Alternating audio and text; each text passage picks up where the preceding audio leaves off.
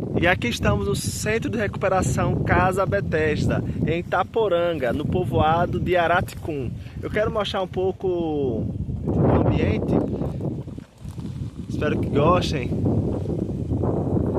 Achei bastante bonito, é simples. Eu vou mostrar ainda mais um espaço.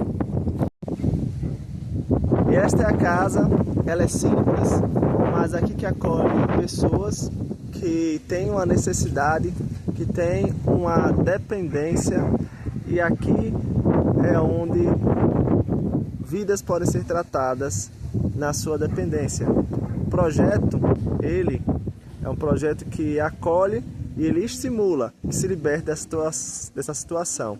E é em Cristo que nós temos a solução definitiva. Muitas soluções podem ser dadas para o que é temporário, mas o que é eterno vai para além. Então eu espero que nós possamos refletir sobre a nossa necessidade, sobre a necessidade do outro e sobre a dificuldade que cada um tem e repensar o valor da vida. E aqui eu estou com o irmão Josemar. Eu quero que ele venha falar um pouco sobre a Betesda. Pronto, nós estamos aqui em Itaporanga da Ajuda, no Centro de Recuperação Betesda, onde acolhe vidas no objetivo de cuidar e libertar. Então, agora estamos aqui com o irmão Diego nessa missão maravilhosa. Tá bom? Tá bom. Muito obrigado. Aí, aqui com o irmão Getúlio, ele vai falar um pouco do projeto. Eu quero saber do irmão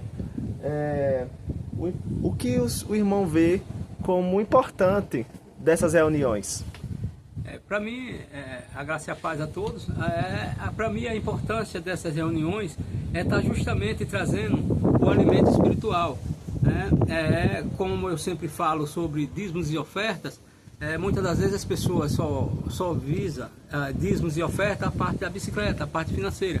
E até uma oração serve como oferta, é necessário como oferta.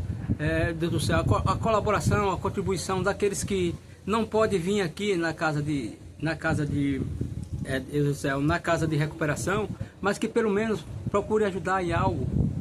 Se aqueles não podem ajudar no mantimento, não podem ajudar na parte financeira, mas esteja em oração, é necessário, porque como eu disse ao irmão, Cristo está na porta e bate, né? E ele batendo, se a gente abrir e deixar ele entrar, vai ficar tudo bem, e para isso há uma necessidade de que ele esteja nos enviando, que a gente esteja passando a cada um essa mensagem, que há pessoas que têm uma necessidade, não digo até maior do que a da gente, né? Assim como a gente tem a necessidade de estar caminhando com Cristo. Amém? Amém. Me conte um pouco sobre o que Deus tem feito para auxílio dessa casa. O que Deus tem feito para auxílio dessa casa, temos alguns irmãos aqui que já tiveram aqui e hoje tem vindo a casa só para dar um apoio. O irmão que foram, graças a Deus, saíram de drogas, saíram de uma vida perdida lá fora, né? E hoje ele vem aqui dar um apoio, assim como o irmão Mário, que está sempre aqui. A cama dele, depois o irmão pode mostrar, a cama dele não é desmanchada, a cama dele está sempre pronta, porque ele está sempre aqui dando um apoio. Ele sabe o que ele passou lá fora. Lá fora, que eu digo, não é fora da casa da casa de recuperação. Lá fora, que eu digo, é fora da presença do Senhor.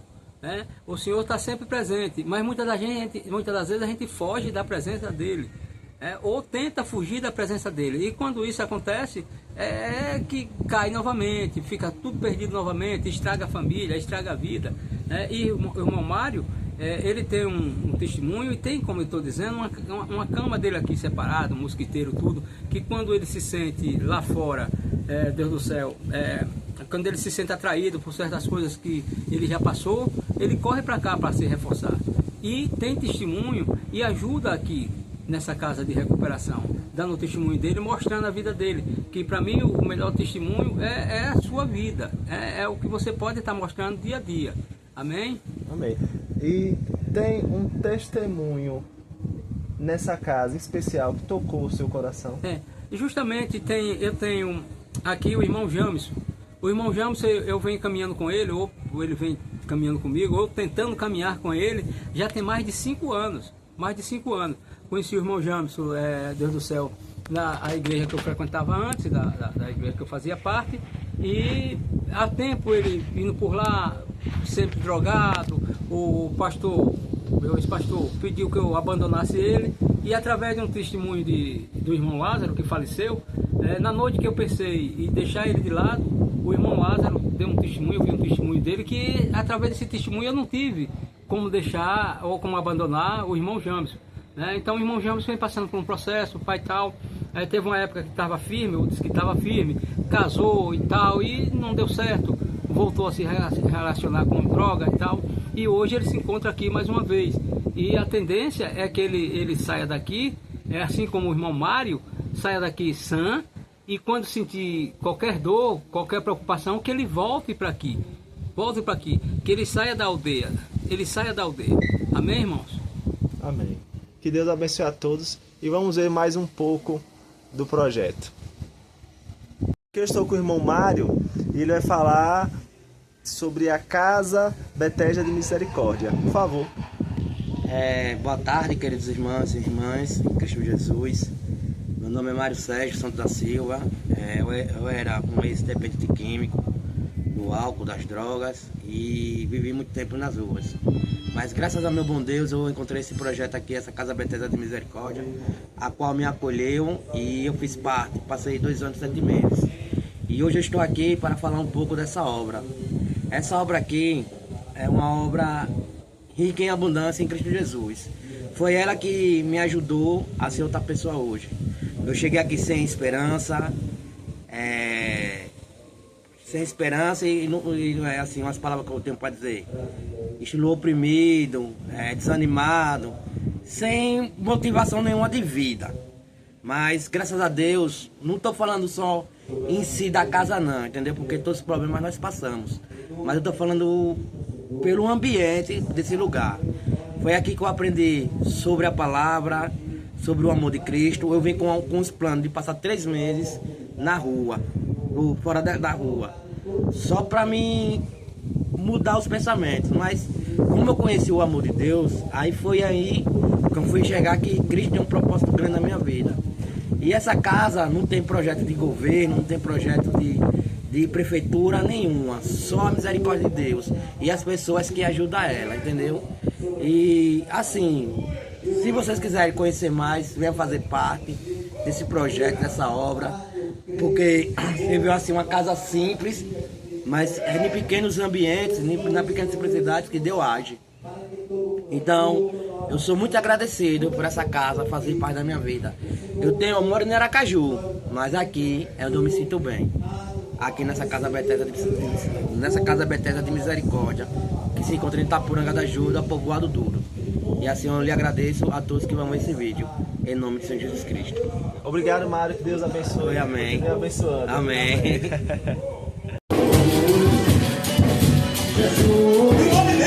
O nome dele é Jesus. Glória a Deus. Jesus. Solta a tua voz aí. O nome dele é Jesus. Jesus. Nas horas escuras da vida que ele faz, ninguém tem tempo para mim, só alguém que eu conheço, Jesus. Nas horas amargas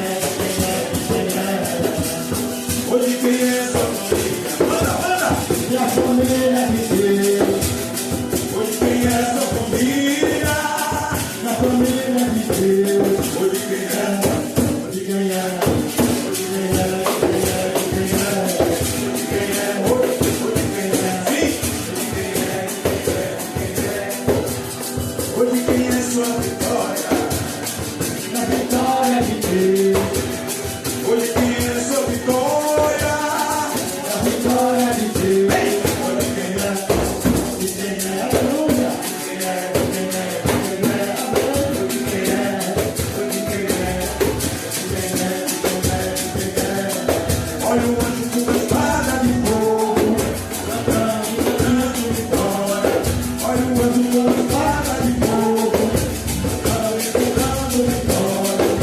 Enquanto esse anjo guerreiro, a igreja unida agora. Enquanto esse anjo guerreiro, a igreja unida agora.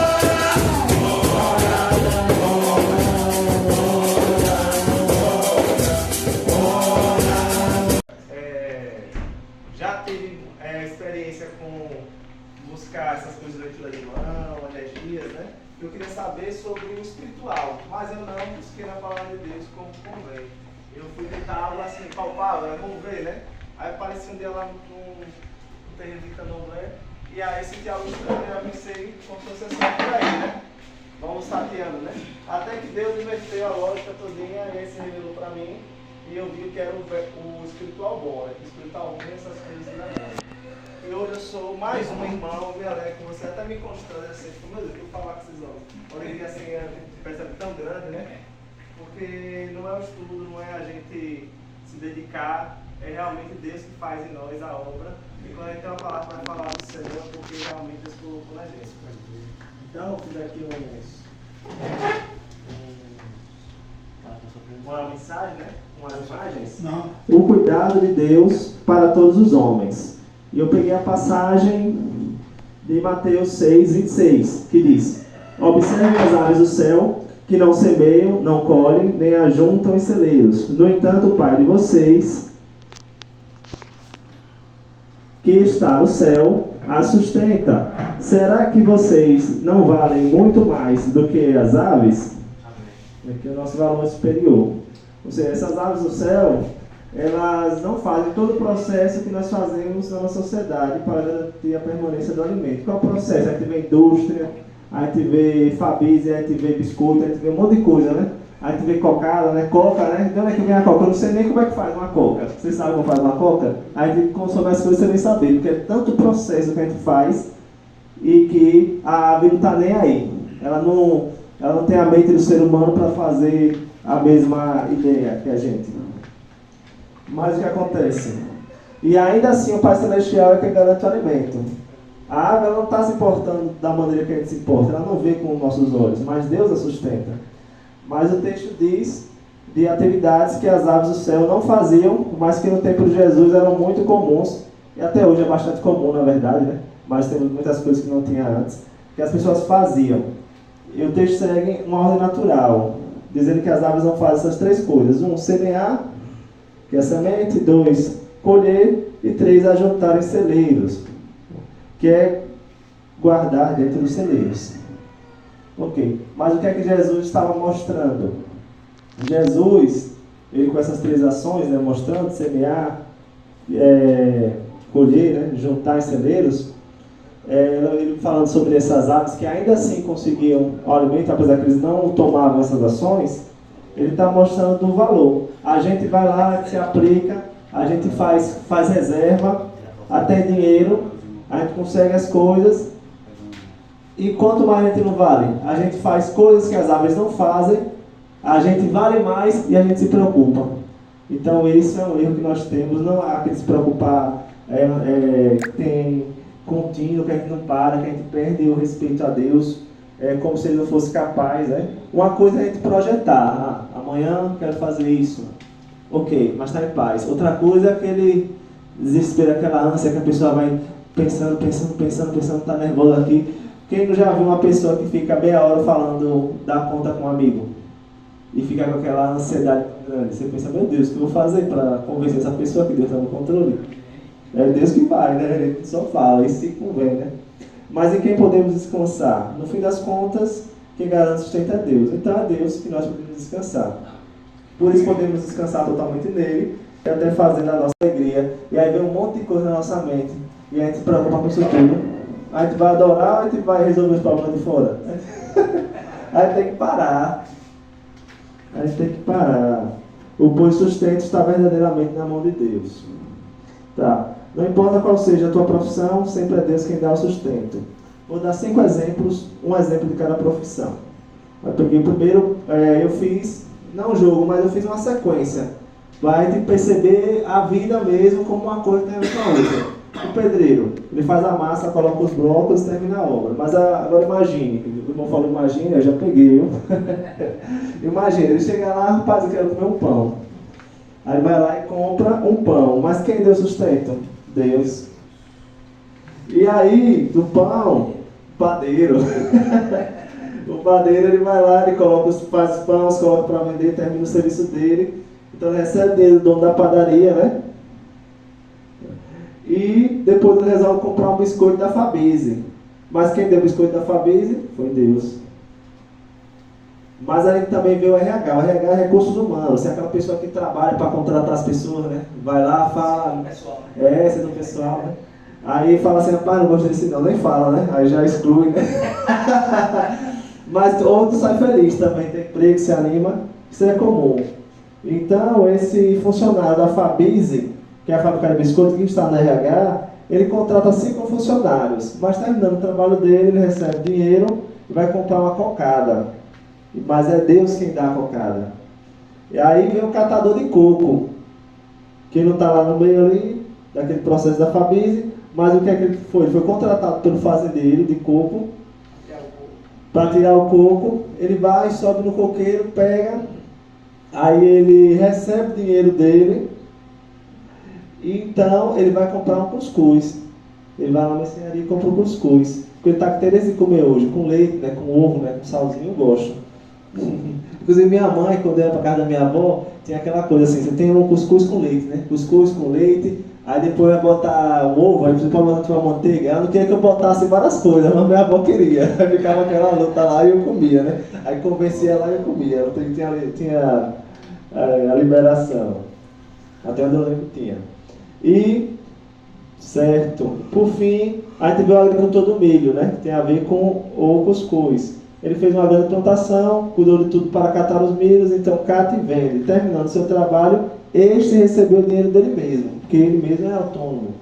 Mas ele vai comprar um doce de banana bem gostoso da vizinha dele. Inclusive eu gosto. É o melhor, se não um dos melhores doces que eu gosto é de banana. Banana e leite são os que eu prefiro. Mas foi Deus quem deu o doce de banana. Então tudo a gente vê que liga e a gente ainda recebe da mesma fonte. Qual é a fonte que nós três recebemos? É Deus, né? Louvado seja Deus, né? Todos eles, se for crente, né? Se juntam, tiver razão. Aí, ó, louvado seja Deus. É a mesma sociedade, são as mesmas pessoas vivendo no mesmo, não sei se grupo, vamos dizer, na mesma cidade, por exemplo. Desculpa, pode falar. Então que faz parte daquele texto ali? Paulo plantou, Apolo regou e Deus isso. Faz parte dessa ponta assim. Aí é Deus que faz. Aí a gente está falando da obra. Mas se a gente for pensar, tem algo que tem o mesmo princípio. Em tudo é Deus que move. Mas ali está falando sobre a obra de Deus. Aqui eu estou falando sobre o sustento. Mas no final das contas, sempre é Deus que está dando a condição para a gente agir. Porque se Deus não quer, nós falamos sobre trabalho. Por isso quem cuida da casa está trabalhando. E quem está em casa e de alguma forma ajuda, está de alguma maneira trabalhando. Então vamos ver a dona de casa trabalhando, vai dizer que ela não tem trabalho. Muitas vezes trabalha mais do que o homem. Então ela está dando valor, ela está fazendo ali, dando serviço, só que ela está tendo aquela função. E o homem muitas vezes traz o dinheiro de fora na família, e nós vemos que o importante mesmo é não ficar parado, porque envolve o quê? A preguiça, que é o pecado. Não quero me mover, não quero fazer, não cumpro as minhas obrigações. E aí tem essa passagem que diz assim, já vamos acabar. Pois de fato estamos informados de que entre vós há pessoas que andam desordenadamente, não trabalhando, antes se intrometeram na vida alheia. A elas, porém, determinamos, exortamos no Senhor Jesus Cristo, que trabalhando tranquilamente comam o seu próprio pão. 2 Tessalonicenses 11 e 12. Capítulo 3, 12. Obrigado. Porém, aqui não é o caso das pessoas que não têm condição. Tem pessoas que estão acamadas, por exemplo. Ela não está tendo essa preguiça que não quer se mover. Ela não pode realmente fazer aquele serviço. Então, quem tem condição, por que não faz? O que é que está acontecendo? Está tá trabalhando em casa, está fazendo algum serviço aí diferente, o que é que você realmente tem? Então temos que avaliar cada caso. Então Deus tem sustentado a todos nós aqui, até porque estamos vivos. O próprio falar de estar aqui vivo é porque Deus está nos sustentando. Independente da forma que vem, sempre vem de Deus. O que devemos fazer é confiar nele e descansar. E de acordo com a condição de bem, não podemos sempre, não todos nós, ajudar da maneira que nós gostaríamos. E é bom saber disso, até porque pode chegar pessoas que querem um apoio e não vem de mim a capacidade de ajudar. Eu posso falar, hoje minha mãe está precisando de mim, não vou poder te ajudar. Aí tem que ter equilíbrio, aí tem que ser decente e não sacrificar os nossos por causa dos outros, sendo que a gente não pode. Aí tem que ter ordem, né? A prioridade é a nossa vida. E a gente aqui com essa casa, nós temos que ter noção. Não é porque a pessoa é mal e ela não quer ajudar, às vezes não pode. Tem pessoas que têm um coração duro, mas tem pessoas que têm equilíbrio e não está no momento, não consegue dar. E graças a Deus, quando nós conseguimos reconhecer uma pessoa que consegue dar aquilo que é devido, né? Olha, eu realmente consigo, tenho esse dinheiro aqui, eu vejo a necessidade, eu posso, então eu vou lhe ajudar. Então, irmãos, vamos estar se ajudando, né? Ter essa consciência que eu achei interessante que alguém falou mútua, né? Então vamos praticar essa mútua ajuda. Alguém falou mútua, eu escrevi isso aqui antes. Com consciência do momento de cada um, mas se apoiar primeiramente em Deus, que se importa mais conosco do que com as aves dos céus. Quando todos aqueles que poderiam, e até aqueles que devem nos ajudar, não nos ajudarem, Deus realmente está conosco ainda, com aquela porta, né? Jesus é a porta que nós devemos apoiar. E se nós quisermos realmente a vida, Ele a vida, então nós devemos focar nisso. Mas eu compreendo que cada um de nós aqui, quem é maduro, eu sei que tem homens maduros aqui, sabe o quão, provavelmente sabe muito bem o quão é difícil não ter apoio, o quão é difícil ninguém ajudar, o quão é difícil ninguém chegar junto, até com carinho naquele momento que você está precisando. Mas nós que sofremos, todos nós sofremos no mundo, mas que compreendemos e percebemos o consolo do Espírito Santo, devemos dividir e saber que o alimento, não só físico, mas espiritual, vem do Pai, e que é luz, e que divide para nós. Ele dá a cada um, não que a gente merece, Ele dá a gente até o que a gente não merece, porque por merecimento é sem inferno, salvação é graça. Obrigado. Amém. Amém.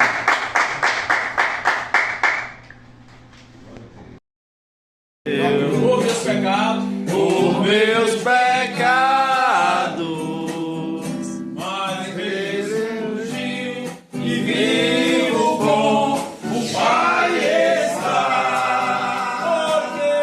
Porque Ele vive, eu posso crer no amanhã. Porque Ele vive, temor não há.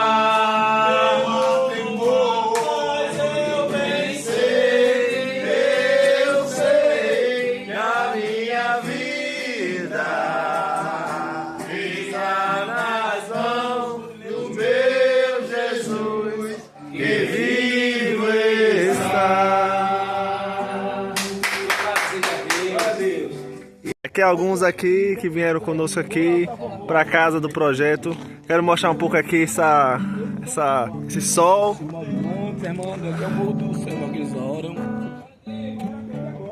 E aqui é o símbolo da Betesda, Casa de Misericórdia. E vou gravar aqui com o pessoal aqui que veio. Em nome de Jesus. Aqui estou grato a Deus pela participação de todos. Tivemos uma reunião maravilhosa. Glória a Deus! E que Deus seja louvado. Amém? Amém!